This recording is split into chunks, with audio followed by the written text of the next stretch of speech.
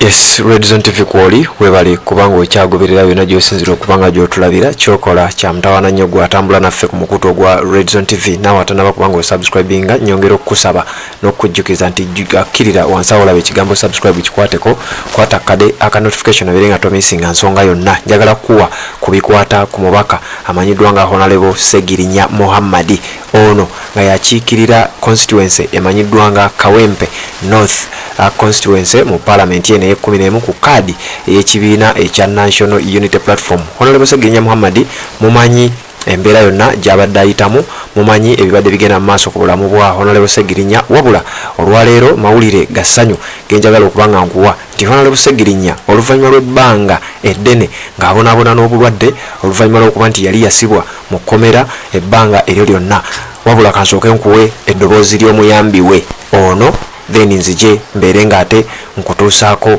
ebisigadde.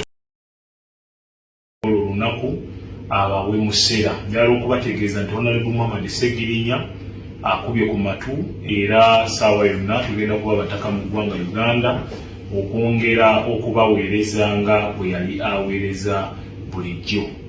People power, our power. Yes, embeera bwetyo bweri okusinziira ku muyambi omuyambi wa Segirinya Muhammad aba personal assistant we amanyiddwa nga Alex Luswa Luwemba. Oyo aze n'ategeeza eggwanga nga bw'owulidde nti Honorable Segirinya Muhammad amaze okubanga at least atereera newankubadde tannafuukira ddala tannaba kudda mu position yennyini eri mwe tubadde tumumanyidde, naye waakiri amaze okubanga akuba ku matu era azzaamu essuubi era essaawa yonna tuyinza okubanga tunatera okuddamu okulaba ku Segirinya Muhammad musajja we Kawempe North eyasibwa oluvannyuma lw'okumuteekako omusango gw'ebijambiya e Masaka. Segirinya Muhammad ababadde tebamumanyi emabega yonna nzize mbatuusaako ebyafaayo bya Segirinya Muhammad eboli awo byewandyetaaze okubeera ng'omanya. Segirinya Muhammad ono kamukuweeko akatonotono ate tubeere nga tutambula ffenna nkuzeeyo ko naye mabega olunaku lwe baamukwata na kiki kye baamukwatira na butya bwe bamusibye. Segirinya Muhammad ono memba mu parliament akiikirira Kawempe North ku kaadi ey'ekibiina ekya National Unity Platform. Segirinya ali mu myaka 36 yazaalibwa mwaka gwali gwa 1988 bamuzaalira Butale ekyalo bakiyita Kaddugala mu district ey'e Masaka. Ono yasomera ku ssomero bayita Pimbas Secondary School eno gye yasomera najja n'agenda n'asoma diploma mu mawulire, diploma in journalism ku Datamine Technical Business School. Essomero eryo lyetwawulirako mbu lya Mathias Mpuuga. Segirinya Muhammad alina masters mu kye bayita science, masters in science of service delivery from Musa Bode University. Yasoma obuweereza okutuusa obuweereza ku bantu, service delivery. Segirinya Muhammad munnamawulire omutendeke era ngono yasoma amawulire nga bwe nkugambye okuva ku Datamine, ayina diploma ye mu mawulire era nga mubaka mu parliament wetwogerera. Yasaavingako nga kansala ow'ekyebando ono ng'atuula ku lukiiko lwa KCC, Kampala Capital City Authority, olukiiko olwo olukulembera Lord Mayor era ebiseera bwe yali y'omu Salongo Elias Lukwago yali akiikirira kyebando era ndowooza mujjukira bulungi nnyo ebiseera ebyo nga Segirinya Muhammad bw'aba ayogera nnyo ekigambo Segirinya Muhammad eddoboozi ly'ekyebando kakati eyo gye yatandika okubeera ng'ate amanyika paka olunaku olwaleero mu kansa eyo yatula mu mwaka gwa 2016 paka 2020 yoyo Segirinya Muhammad mu mwaka gwa 2011 Segirinya Muhammad yavuganyako ku kalulu ka Kawempe North parliamentary seat. Yali avuganya ku kalulu ako kennyini ke yamala n'awangula mu 2026. Segirinya baamuwangula mu kalulu ka 2011 then mu kalulu ka 2016 ng'ali ku kaadi ey'ekibiina kya FDC yagenda mu primaries oba akalulu k'okusunsula Kawempe North era constituency okubeera nga ayagala abeere nga yefulaga beera wa FDC, wabula era ne bamuwangula. Segirinya Muhammad n'addamu n'avuganya ku bwa kansala okubeera nga representinga Kawempe North ku capital city era ku City Hall ng'era ekyakulemberwa Lord Mayor Salongo Elias Lukwago. Segirinya Muhammad era n'awangula, wabula 2021 Segirinya yajja avuganye ku kaadi y'ekibiina ekya National Unity Platform Katonda n'amuyamba era kaadi ne bagimuwa.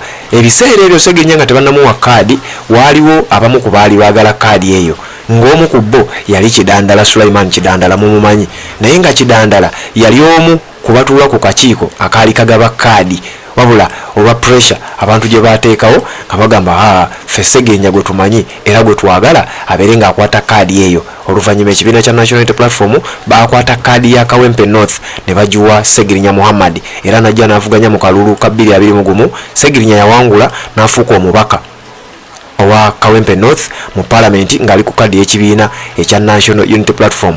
Segirinya akalulu ke keefaananyirizaako akalulu ka Robert Kyagulanyi Ssentamu ke yawangula ekya Ddondo, kubanga Segirinya yawangulira ku percentage ey'ekika ekya waggulu ennyo, era nga ne twogera olwaleero yakyali omubaka akubirizaako akiikirira abantu ba Kawempe North. Wetwogerera nga Segirinya ali mu ddwaliro erya Aga Khan mu kibuga Nairobi mu ggwanga lya Kenya. Mu mwezi ogw'omwenda omwaka 2021 Segirinya bwe yali agenze mu ggwanga lya Netherlands okubeera nga asakira abantu be Kawempe North, yali agenze basakira ambulance, yali alina ebintu ebyenjawulo byatera okubanga abakolera. Oluvannyuma lw'okuba nti yali yakabazimbira eddwaliro, Segirinya Muhammad baakamutema eyo mu Netherlands gye yali nti ssebo olina omusango, oli omu ku abo ababadde batema abantu ebijambiya mu disitulikiti y'e Masaka, era ogenda kubanga okwatibwa. Segirinya yavaayo ne yeewakana era n'ayogera ebigambo bingi nnyo. Oluvannyuma bwe yakomawo mu ggwanga Uganda baamuyita ku poliisi ekigo, baamuyita ku kitebe ekya CID yennyonnyoleko. Bwe yavaayo ne wayita ebbanga ttono nnyo era n'akwatibwa.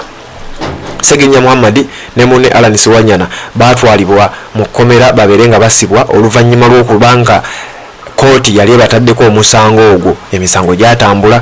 Salongo Erias Lukwago n'abantu abalala bannamateeka ab'enjawulo baayimirira mu nsonga eno, wabula nga Segirinya Muhammad abasajja baamusibira ddala emyezi egiwera emyaka egyakunukkiriza mu 2. Segirinya Muhammad oluvannyuma lw'okuba nti yateebwa ku bail yatandika okufuna complications, yatandika okulaba nga obulamu bwe butandise okuba nga bufaanana mu ngeri etabadde ya bulijjo, era Segirinya Muhammad n'avaayo n'ategeeza nti yaweebwa obutwa we yabeerera mu kkomera. Teyaliyo nno yekka. Segirinya mu kkomera yaliyo ne Alan Sewanyana, wabula ye Alan Sewanyana ebibuuzo bingi bannayuganda bye beebuuza okubeera nti ye tayina yadde akamogo konna ku bulamu bwe, naye ate nga Segirinya Muhammad musajja wattu ali mu kupookya n'embeera y'obulamu, wabula ekisinga okuba nga kizaamu amaanyi olunaku olwaleero ye muyambi we onamanyiddwa nga Alex Ruswa okuvaayo n'ategeeza eggwanga nti Segirinya wakiri agenze akuba ku matu, era wetwogerera ye muntu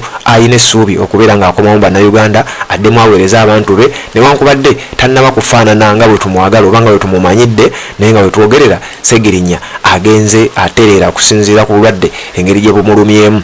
Haji Kasujja omusomi w'edduwa akutegeeza nti asobola okukolera ku nsonga ez'enjawulo, sente zibuze, tolina mikisa agisumulula, ayagala genda ebweru ng'embeera tetambula bulungi, ebintu biganya okukutuka. Haji Kasujja ajja kukulombera edduwa ebintu byonna bisumulukuke, baakusiba emikisa misibe gyonna agisumulula, akola ku nsonga z'amaka oba maka temuli mirembe n'ebintu byonna ebifaanana bwe bityo, tolina mikisa, byonna ebyo ajja kuba nga abyambulula ebyakuteekebwako. Asangibwa Njeru ku luguudo olugenda e Jinja, ennamba ye yeeyo 0753 85 ate ensonga zibeere nga zitambulira ddala. Red Zone TV Kooli tuwuliziganye mu updates eziddako.